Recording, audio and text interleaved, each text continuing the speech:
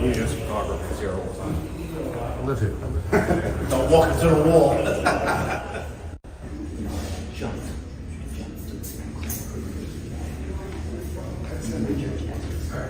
You guys can't stay. I'm sorry. I want to see the rescue. Where's my coupon?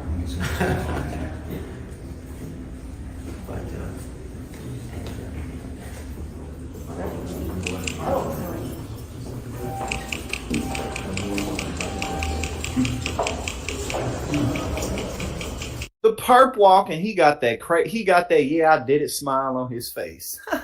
He got that yeah, I did it and I'm proud of it too, motherfucker, smile on his face for sure.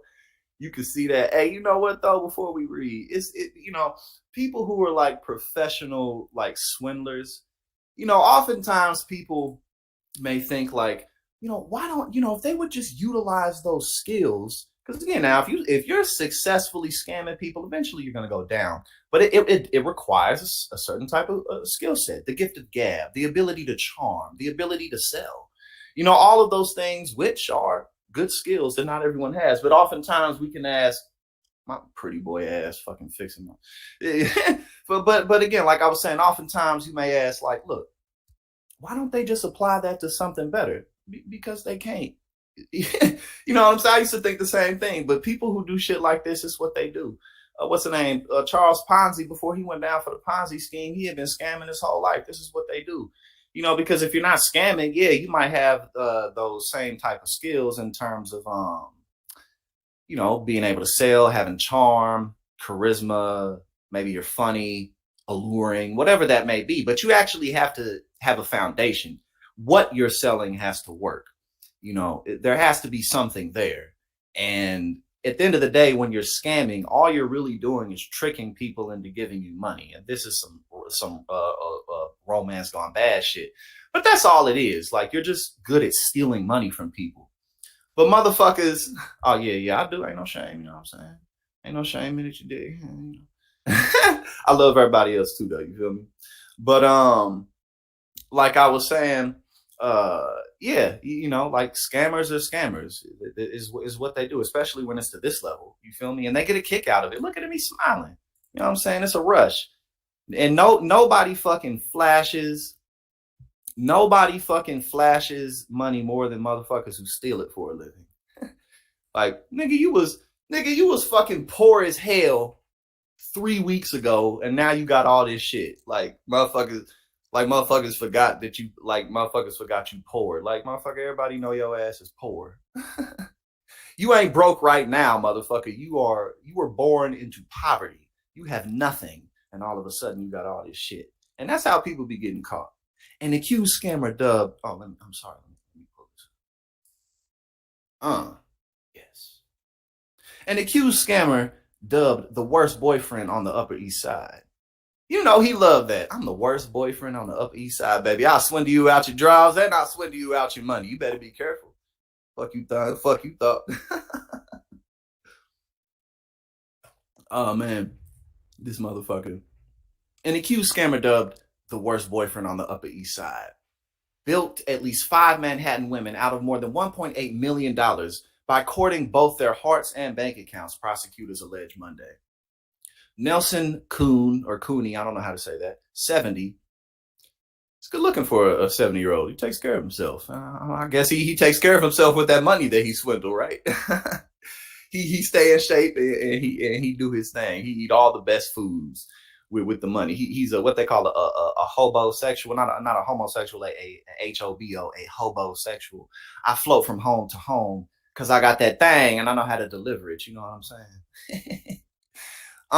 Nelson Kuhn, 70, was arraigned on an indictment charging him with fraud and grand larceny for allegedly luring lonely women on online dating sites into believing he was a wealthy art collector and investor, and coaxing them into making hefty investments in phony companies.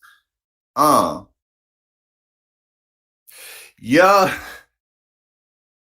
you seen that shit?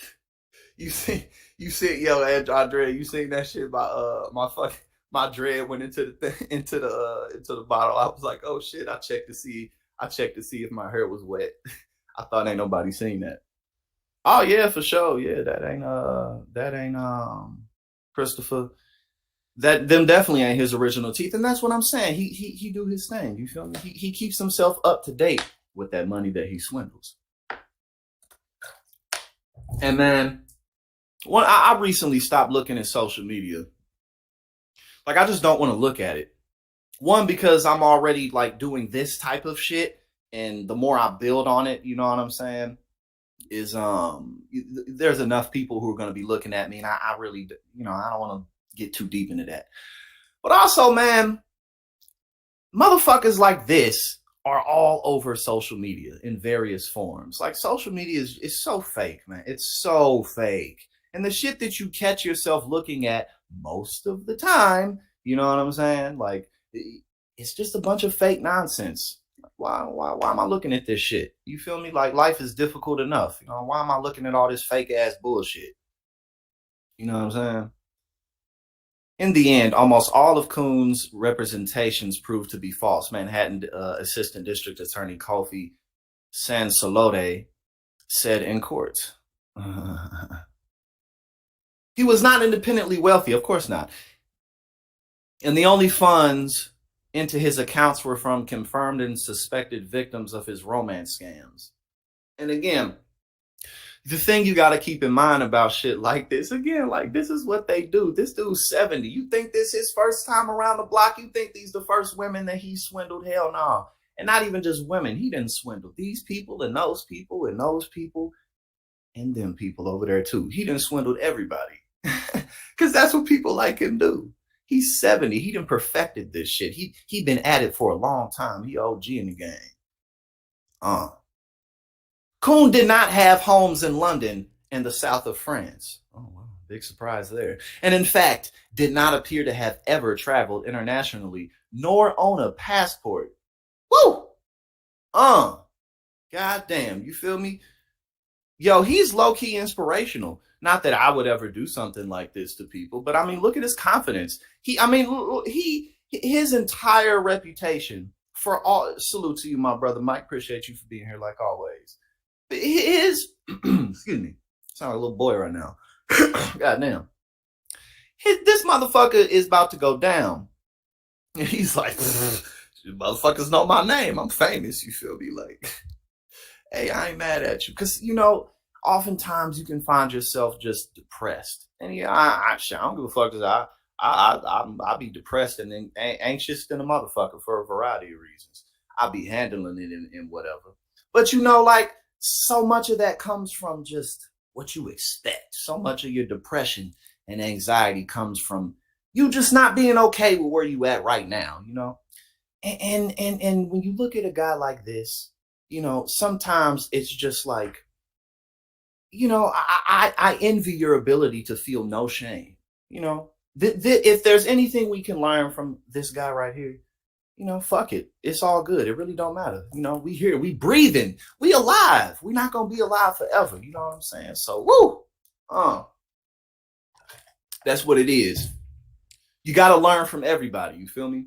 There's always a silver lining. You can learn that from Trump as well. That's one, if there's any, look, listen. If there are two things that I've learned from Donald Trump, more than that, but these are the most important two, okay? The first that I've learned from Donald Trump, bro, this motherfucker became president of the most powerful united nation in the history of human civilization. If he can do that, don't tell yourself that it ain't shit that you can't do. I mean, you got to be realistic. You got to follow the path that works for you. But he still ain't gone down and he don't feel no shame. He don't feel nothing. And that's the second thing that I've learned from Donald Trump. If there is a positive to take away from him, the first is if this motherfucker can become president, then I can do goddamn motherfucking anything. And I'm gonna do what the fuck I put my mind to, like I've been doing my whole goddamn life. And I'll be goddamn that if that motherfucker can become president, if I don't fucking do what the fuck I set out to do, you got me fucked up. The number two thing that I learned from this motherfucker Donald Trump is the same thing that we learned from this OG player right here. Fuck it, it's all right. It's gonna be good. He ain't gone down yet. You feel me? We have a good time here. Let's continue. Further, the money put into his accounts by the victims were never used for any investments, but were instead used to perpetuate the illusion of his wealth to new victims and to repay previous victims who had detected his fraud.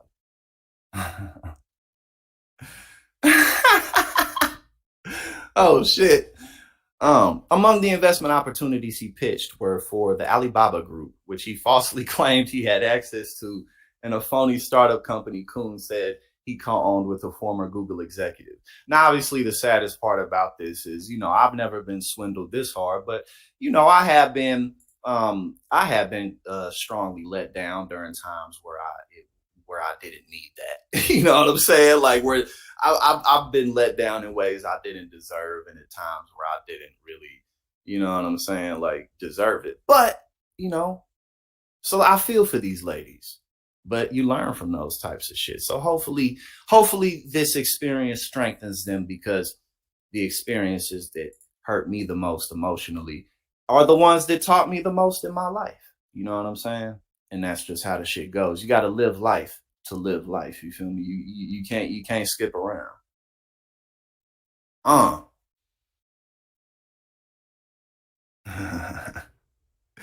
My man's okay. So we got a couple more things. So let's talk about a little bit of the. Yes, exactly. That's pretty much the lesson, Brooklyn. 100%.